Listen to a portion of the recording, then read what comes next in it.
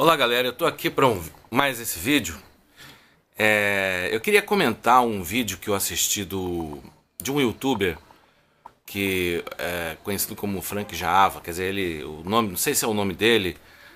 Eu vou deixar aqui na descrição do vídeo o nome dele.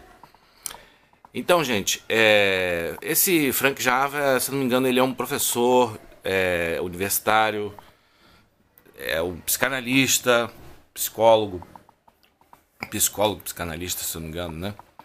E ele vai falar sobre, vai comentar, olha só, ele vai comentar a opinião de um outro youtuber, que é o Pirula, sobre ateísmo e agnosticismo. E como isso é um debate que, né, tá sempre voltando na internet, no YouTube, eu gostaria de colocar, eu como professor de filosofia, eu gostaria de colocar a minha contribuição para esse debate. Não que eu vá explicar, digamos, esclarecer os conceitos de ateísmo e agnosticismo. Eu não vou fazer isso, tá, gente? Porque isso é uma coisa, é um lugar comum, né? Ateísmo é a doutrina segundo a qual Deus não existe, ou a própria atitude, né, de descrença completa na existência de alguma entidade divina, de alguma deidade. Ou nós podemos dizer assim, é a certeza absoluta de que Deus não existe. Isso se chama ateísmo. Já o agnosticismo é uma postura de dúvida, né? Não há como saber se Deus existe, não temos como saber se ele existe ou se não existe. E talvez já o ceticismo vai até mais longe, né? Quer dizer, Deus não existe, se existe é indemonstrável. Então, na verdade, o ceticismo duvida não apenas do conhecimento, da possibilidade de se conhecer um Deus, mas da possibilidade mesmo do conhecimento, né, gente? Mas assim, eu não queria falar sobre isso. Eu queria comentar a opinião do Frank Java sobre ateísmo e agnosticismo, porque ele disse que nós não podemos ter certeza de que Deus existe, né? Nós não podemos ter certeza de que ele não existe e não podemos ter certeza de que ele existe. Então, na verdade, todo mundo, no final das contas, é um agnóstico, né? Porque a fé é justamente você crer naquilo que você não conhece. Se nós pudéssemos ter certeza da existência de Deus, então já se tornaria um saber, se tornaria a existência de Deus seria um conhecimento e deixaria de ser fé. Só que esse conceito de fé é justamente isso que eu queria contestar. É um conceito ultrapassado que vem da Idade Média e que é típico de quem realmente não conhece, não tem experiência de fé, né? Porque a teologia dos agnósticos e ateus, de um modo geral, é de muito má qualidade, né? Veja bem, não é que a gente acredita em Deus de forma cega, não é isso. Eles querem dizer que toda fé é cega. Toda fé é cega, né? Então eu queria colocar acho que a resposta para essa questão, né, o comentário que eu poderia fazer, que faz mais jus a resposta que se poderia dar a uma colocação como essa, vem da Cabala Judaica, gente, né? Então eu acho que a Cabala Judaica ela consegue realmente dar substância às palavras que eu procurei, mas que eles conseguiram, quer dizer, essa tradição mística conseguiu, né, realmente tirar as palavras da minha boca, digamos assim. Não foi nem necessário eu utilizar a minha própria elaboração. Mas enfim, o que os místicos, o que os sábios da Kabbalah falam é o seguinte: é que por que nós não podemos ver Deus? Por que nós não podemos ver a alma, né? Que são coisas invisíveis. Deus é espírito, logo ele não se apresenta aos sentidos. Porque o ateísmo é basicamente isso, né? Vamos supor, esse carregador existe porque eu posso ver. Esse carregador aqui, ele existe porque eu posso ver. Deus não existe porque eu não posso vê-lo. É basicamente isso. É aquela tradição daquele astronauta Yuri Gagarin, que foi ao espaço sideral e lá ele não viu Deus. Olha, eu estou vendo um monte de coisa, mas até agora eu não vi Deus. Né? Então, como o que eu não posso ver, eu não posso, porque não existe. Olha só. Isso é todo o ateísmo. Esse objeto é que existe porque eu posso ver. Deus não existe porque eu não posso ver. Né? Então, o que seria apresentar uma prova da existência de Deus? Né? É ele aparecer em pessoa diante de você. Isso é prova da existência de Deus. Quer dizer, isso epistemologicamente é uma coisa muito questionável, né? Porque nisso está o pressuposto de que o conhecimento sensível, entendeu? É a única forma válida de conhecimento, e isso, os sentidos, quer dizer, os sentidos, o conhecimento, as ideias adventícias, o conhecimento que vem pelos sentidos, visão, audição, olfato, tato e paladar, sofre críticas pela tradição filosófica, né? E pressupõe várias coisas. Primeiro, que as coisas que nós vemos pelos sentidos existem fora de nós, coisa que vem sendo contestada pela neurociência, né? Por exemplo, as cores, o verde, o amarelo, o azul, né? Hoje já se sabe que é uma interpretação do cérebro. Nós não sabemos como é que é exatamente. Você pode até chamar esse objeto de vermelho, né? Mas será que o teu vermelho é igual ao meu vermelho? Eu não estou no seu olho para saber se o vermelho que você está vendo é o mesmo que eu estou vendo. Né? E você não está no meu olho para saber se o vermelho que eu estou vendo é o mesmo que você está vendo. Né? Mas, sobretudo, essa concepção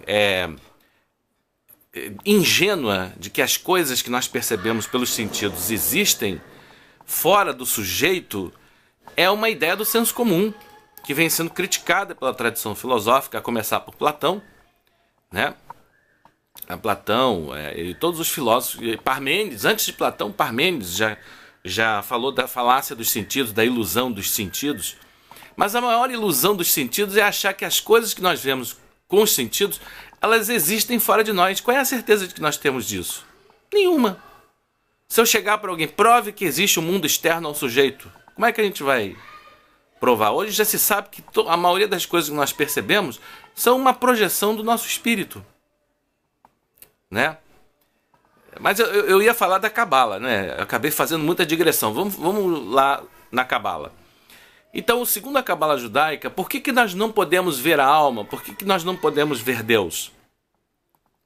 Porque existe na nossa consciência uma espécie de um software. Existe dentro de nós uma espécie assim de um software que funciona como um filtro que impede que a gente perceba a existência de Deus, a existência do mundo espiritual, né? Que impede que a gente veja o invisível. Ou seja, que nos impede de enxergar a realidade espiritual. Exatamente. Existe um programa, é como se fosse. Imagina a nossa consciência. A nossa consciência, ela seria como uma espécie de computador, né? É como se fosse um sistema operacional. E nesse sistema está instalado um software. Um software que faz com que a gente enxergue e perceba apenas aquilo que os sentidos percebem, né? Ou apenas o mundo sensível, o mundo material, né? O mundo das coisas que nós chamamos de concretas, que nós podemos tocar, cheirar, né? Mais ou menos isso. Enfim, dito de uma forma mais simples e mais coerente com a tradição cabalística, por que nós não vemos Deus? Por que nós não vemos os anjos? Por que nós não vemos a interferência de Deus no mundo? Por que nós não vemos, né? Aí a resposta é o seguinte: é esse software instalado que impede, que funciona como um filtro, né? Mas qual é o nome desse software? Se chama egoísmo. O nome desse software que impede que a gente perceba Deus, os anjos, os espíritos, é o egoísmo. Ele funciona como um filtro. Olha que coisa interessante, que coisa incrível, gente. Mas de que maneira funciona esse filtro? A nossa consciência é seletiva. Ela tem seletividade. Então, nós selecionamos e guardamos na memória somente as coisas que interessam ao nosso eu, à nossa ego-personalidade, ao nosso ego. Entendeu? A existência de Deus, de uma certa forma, ela fere o ego narcísico humano, né? Porque a gente não quer estar submetido a um Deus, nós queremos ser deuses, né? Então, a existência de Deus, nesse sentido, ela fere, não é uma coisa que interessa pra gente, né? Quer dizer, esse software, ele pinça, ele seleciona apenas as percepções e sensações que interessam, né? Que são do interesse da nossa ego-personalidade, né?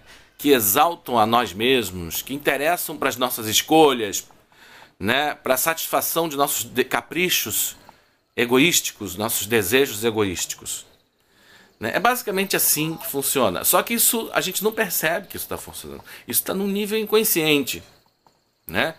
Nós não somos honestos. O ser humano, na verdade, é um poço de engano, né? A questão é bem essa.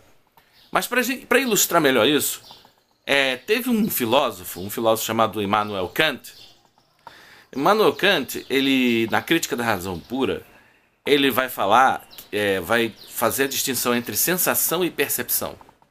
Essa distinção entre sensação e percepção é bastante interessante, porque a sensação é tudo que nós percebemos pelos sentidos, todas as imagens visuais, auditivas, olfativas, tácteis, né, gustativas, todas essas imagens, tudo que nós percebemos pelos sentidos, né, tá entrando, mas a gente está selecionando. Por exemplo, quando você está na sala lendo um livro e a leitura tá fluindo, você está atento à leitura, você não vai perceber o tic-tac do relógio que está ali, perto de você. Na verdade, o tic-tac do relógio está entrando no seu ouvido. Você está percebendo, você está sentindo, mas não está percebendo, né? A sensação é todo torvelinho de sensação, portanto, é todo conjunto de percepções sensíveis.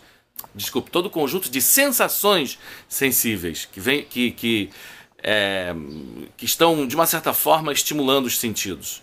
Mas percepção é aquilo que foi selecionado, é aquilo que é colocado numa moldura, né? Então é só aquilo que você que está dentro do foco da sua atenção, que é a percepção. E a percepção é a moldura no sentido de que ela imprime determinado formato, uma determinada moldura, como eu falei, as coisas. Por exemplo, espaço-tempo são formas a priori da percepção. Espaço e o tempo não existem nas coisas. O espaço e o tempo são subjetivos, né? E nós imprimimos isso, nós percebemos as coisas segundo essas formas a priori da percepção. Então essas formas a priori, espaço e tempo, não estão nas coisas, né? Tempo e espaço é uma coisa que nós percebemos, mas não podemos dizer que está na coisa em si, né? Mas é interessante essa distinção entre sensação e percepção. Isso só reforça, né, a constatação de que a nossa consciência é seletiva. Nós selecionamos aquilo que nos interessa.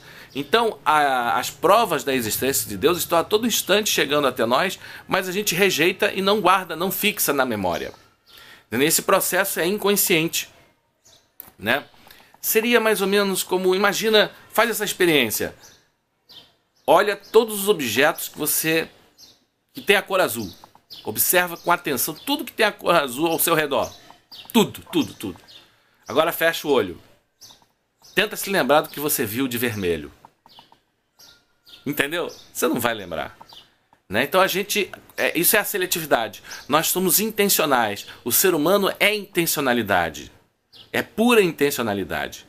Né? Por que nós não temos prova da existência de Deus, dos espíritos? Porque nós somos seletivos. A nossa consciência é seletiva. E embora muitas das vezes a gente não perceba que está fazendo isso. Que a gente está selecionando apenas aquilo que nos interessa.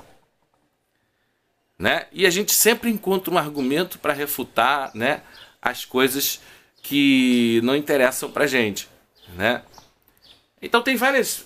As provas da existência de Deus, eu não vou falar delas aqui, vários filósofos, Aristóteles, Platão, Tomás de Aquino, vários filósofos do passado, né, René Descartes, René Descartes, né, todos esses grandes filósofos, eles provaram racionalmente a existência de Deus com argumentos bastante consistentes, né? Então, se você quiser provas da existência de Deus, eu sugiro que você consulte a tradição filosófica, consulte os grandes filósofos, leia os filósofos, estude filosofia, e você vai encontrar várias respostas. Agora, um outro argumento que eles usam muito para refutar, por exemplo, uma prova da existência da consciência fora do cérebro é bastante interessante, são as experiências de EQM, experiências de quase morte.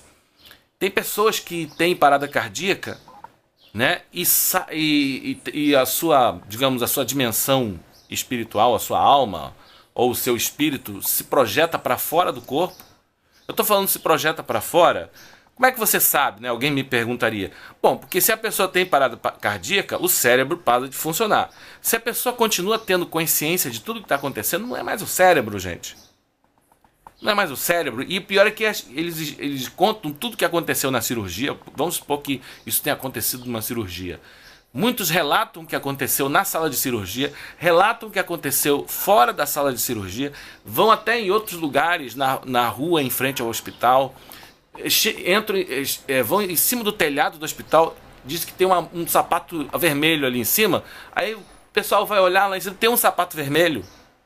Né? Tem casos assim de uma experiência de EQM, que a pessoa teve parada cardíaca durante uma operação, aí ela subiu, né? Flutuou, saiu do hospital e viu o teto do hospital, o teto não, o telhado, e ele viu um sapato vermelho em cima no telhado do hospital. Quando foram, ele tem um sapato, aí foram verificar e tinha mesmo, né? Então como é que pode, né, a pessoa ter parada cardíaca, o cérebro não funcionar? Porque o cérebro, se você fizesse um eletroencefalograma de uma pessoa que tem parada cardíaca, aquilo vai ser uma linha reta, assim, não tem atividade elétrica no cérebro, né? Como falta atividade elétrica no cérebro, né? Então, e se a pessoa continua, inclusive muitos relatam uma super lucidez, né? Aumento da inteligência, né? A capacidade de processar muitos mais dados, né? Mas não adianta, a ciência não aceita esses argumentos. Por quê? Porque eles dizem que são experiências subjetivas, são experiências pessoais, que eles chamam de relatos, isso seria prova anedótica. Agora eu pergunto, o que não é anedótico? Né? Então, isso que eu falei, os sentidos, por exemplo, essa crença de que o conhecimento sensível existe, não deixa de ser uma forma, uma espécie de subjetividade para eles, né? Vamos colocar de uma forma bem simples. A ciência ela tem que rever a sua metodologia, entendeu? Porque nós não podemos descartar uma determinada experiência, né? Porque a maioria das pessoas não consegue ter aquela experiência, né? Então, ou não consegue ter a capacidade, né? Digamos, não é capaz de ter uma experiência daquela. Então não é possível que, né, a experiência de alguns seja desprezada porque outros não têm a mesma faculdade, né, de perceber o que elas perceberam, que as anteriores perceberam. Né? É assim que funciona. Né? O ateu, o agnóstico, ele deveria ter a humildade de repente perceber que o problema pode estar nele. Né? Os ateus são só 3% da humanidade. Né? Eles deveriam ter a humildade. E o resto do mundo todo. Será que é só eles que não percebem Deus? Será que é só eles que não percebem a realidade espiritual? Né? Deus, ele é uma realidade que não pode ser conhecida em sua plenitude. Mas não é uma fé cega, como eu falei no início. Né? O verdadeiro buscador, o verdadeiro crente, né? A pessoa que tem fé, é na verdade uma fé que nasce da experiência de Deus no íntimo, na catedral interior. O templo de Deus somos nós. Né? Então Deus, ele é conhecido numa experiência, né, de comunicação. É possível haver comunicação interior e espiritual com o ser divino e nós experimentarmos o amor de Deus. E nós experimentarmos... Aí vai dizer, mas isso é subjetivo. Exatamente, é subjetivo. Mas e a incapacidade que o ateu tem de ter essa experiência também não é subjetivo? Não seria uma idiosincrasia do ateu? Porque 97% da humanidade percebe Deus. Só os 3% de ateus que não percebem. Eu não estou dizendo que eu sou o dono da verdade, mas eles pelo menos deveriam ter a humildade de levantar a possibilidade, de pensar na possibilidade de que, né, a limitação seja deles. Então, por que algumas idiosincrasias elas são tomadas como o critério absoluto de realidade e a percepção dos outros não?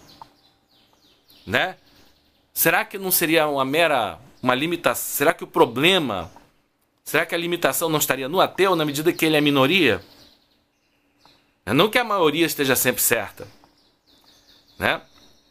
mas é muito raro você encontrar uma minoria que está com a razão, Então, o ateísmo se baseia numa ideia do senso comum, que é os sentidos.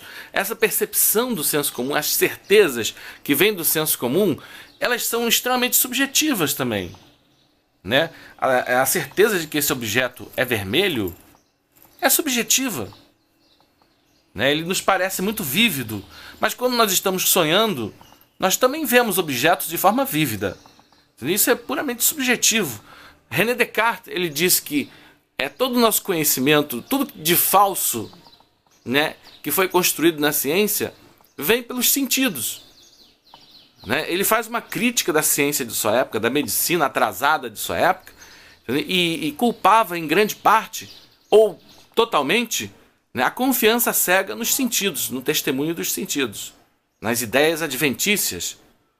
Ou seja, o conhecimento sensível é a única forma válida de conhecimento.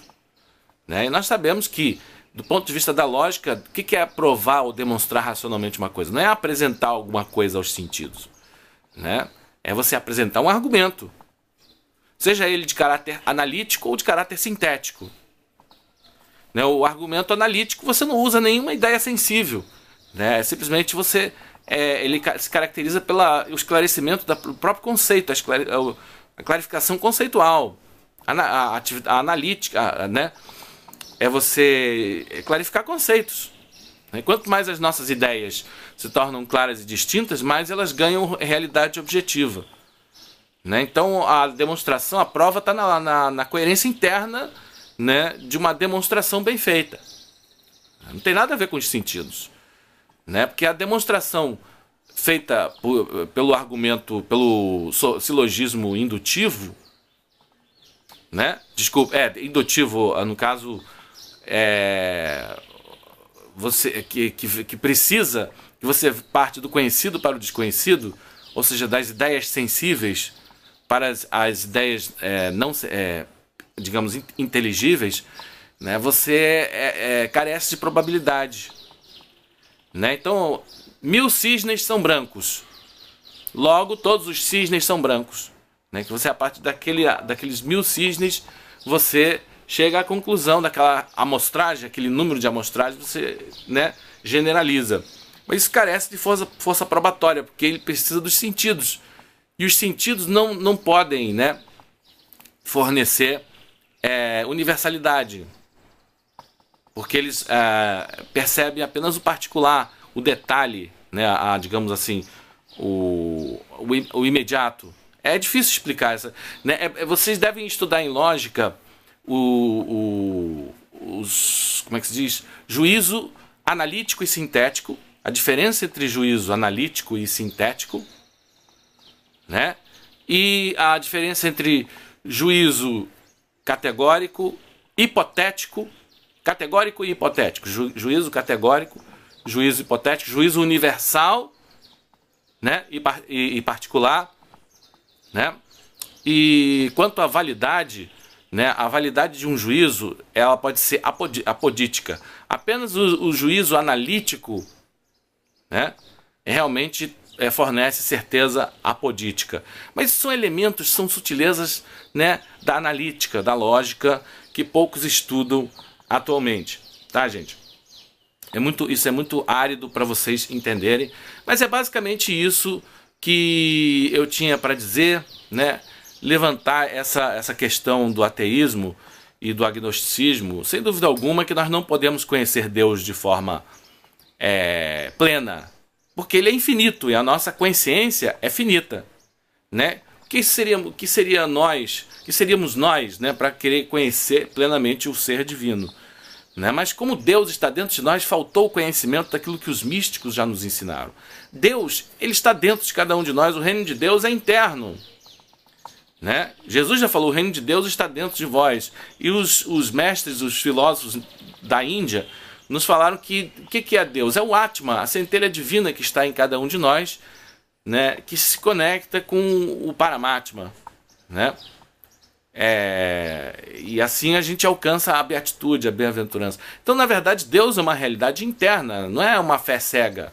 Nós verdadeiramente podemos senti-lo e comunicar-se com o ser superior, desde que você desenvolva outros modos de consciência. É uma questão de paradigma de consciência. Né? Uma coisa é você achar que todo conhecimento se reduz aos sentidos e à mente. Outra coisa é você, né, pensar na possibilidade de que nossa mente pode ser expandida para outros modos de consciência e nós desenvolvermos, quiçá, aquilo que os cabalistas chamam de sexto sentido, né? E dessa forma nós termos uma experiência com aquilo que nós não podemos perceber pelos sentidos. Será que é impossível que isso seja, né? Será que isso é necessariamente uma inverdade? Né? Não é porque algumas pessoas não são capazes de experimentar isso que isso necessariamente não exista. Né? A limitação é de quem não tem. Então, por exemplo, uma pessoa daltônica, ela não consegue perceber, diferenciar todas as cores de uma pessoa que tem a visão normal. Não quer dizer que o daltônico tenha o direito de dizer que as cores que ele não enxerga não existam. Né? Apesar que, né, a gente sabe que a neurociência fala que as cores não necessariamente existem. Em última instância. Mas eu estou usando apenas como ilustração esse exemplo, né? Então, se a gente parar para pensar desse ponto de vista, tudo é subjetivo. Não existe uma verdade absoluta. Heisenberg, né, já nos disse que todo o nosso conhecimento é uma aproximação. Né? Então, não tem por que a gente desprezar determinados elementos ou dizer que Deus é indemonstrável, que não tem como provar a existência de Deus. Né? O que se entende por prova? Se eu tiver que falar isso, isso é uma coisa que vai tomar o vídeo inteiro. Várias horas. Vou ficar falando aqui meia hora, 40 minutos, 1 hora sobre isso. Não tem como. A finalidade não é de fazer um vídeo longo, mas é de esclarecer, né, que não existe um ponto de vista absoluto. Né? Também não é o caso que todo mundo é agnóstico, como disse Frank Jaava. Né, e que Deus é impossível, nós não podemos ter qualquer conhecimento de Deus. Deus não é um saber, né? A existência de Deus não é saber, é uma fé cega. Então a fé é necessariamente acreditar naquilo que nós não sabemos. Não, isso é uma besteira. Existem níveis, você pode ter uma cognição de Deus, sim, né, sentindo o amor de Deus, tendo uma experiência de êxtase com o amor de Deus, a beleza de Deus. Deus é luz, Deus é amor.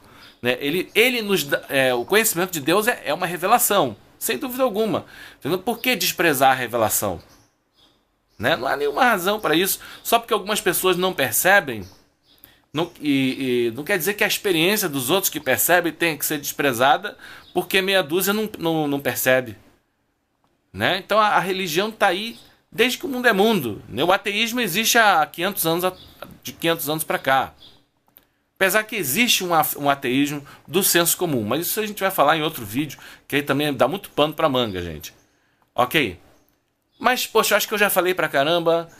Né? Espero que tenha sido proveitoso esse vídeo pra vocês. Né? Tem muita coisa mais que eu poderia falar, mas vamos ficando por aqui pra não ser enfadonho, né, gente? Muito obrigado e até o nosso próximo vídeo, se assim Deus o permitir. Até mais.